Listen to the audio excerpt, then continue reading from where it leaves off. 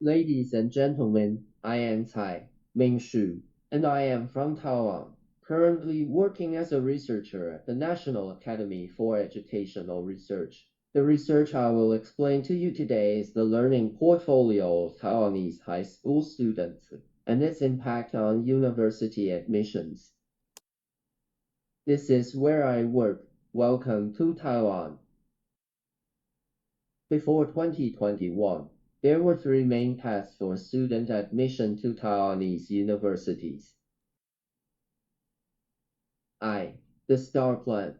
Top universities offered a small number of their places to students from rural or disadvantaged high schools and communities. This path accounted for about 5% of the total enrollment.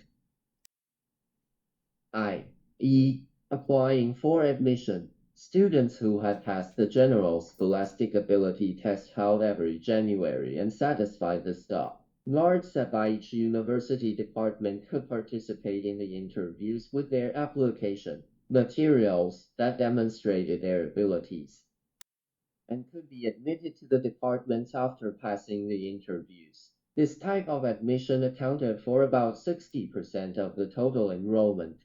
Distribution based on test results. Distribution of places based on the results of the advanced subjects test held every July. This path accounted for about 35% of the total enrollment. E22.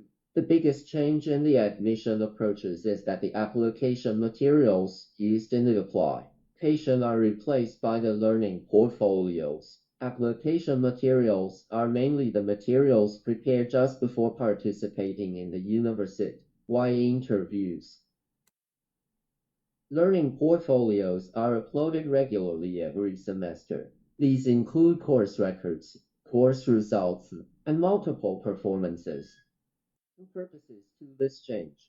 Reduce the burden on senior grade 3 students in preparing the application materials. The daily records and frequent updates of information can save them time in preparing the application and materials after preparing for the test, which consumes a lot of energy and even money and creativity. Can highlight students' learning processes, allow students to examine their abilities and unlock their potential, and display those learning outcomes that cannot be measured by exams. We are also curious about which materials students provide when they participate in interviews. Those materials decide whether they can be admitted to the universities, which is also an issue of concern for the researchers. Prompting the study methods. Researchers investigated which materials students of the faculties of education from three normal universities and 9 universities of education provided when participating in the interviews and the relationships between those materials and their admission. Investigation was conducted through online questionnaires, and a total of 281 questionnaires were collected. 76 of the respondents were admitted through the STAR plan or distribution based on test rates, LTS, and 205 analyzable samples were obtained. Quoted course results by students are mainly Chinese language, followed by social and English language.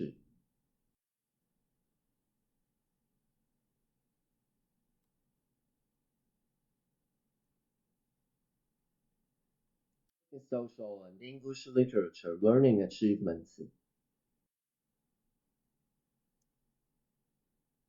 kind of works will students provide, and provide university scores as the basis for admission? The answer is that the Chinese language is the most, followed by the results of English and social courses. The students' perceptions of learning portfolios. 1. Most students will think about the learning value of their own archives. 2. Interdisciplinary learning is important for further studies. 3. Some students still think that making files is for exams, not for study. Results 1. The importance of learning history files for students' learning is highly correlated with the import, and so students' admission to higher education. 2. The importance of interdisciplinary learning and further education is also highly correlated. According analysis of neural network, it is found that submission of the results of second specialty and cross-field learning are important factors in predicting whether the learning history file will be a student's further education. Here we can learn the importance of interdisciplinary learning. There are still some students who believe that making learning portfolio is for further studies, not for learning. 2. When students perceive the significance of creating learning portfolio for learning, they can be linked with the effectiveness of further studies. Regardless of whether it is through correlation analysis or neural network analysis, it can be verified. Using the production of learning portfolio for cross-disciplinary learning is helpful for university admissions.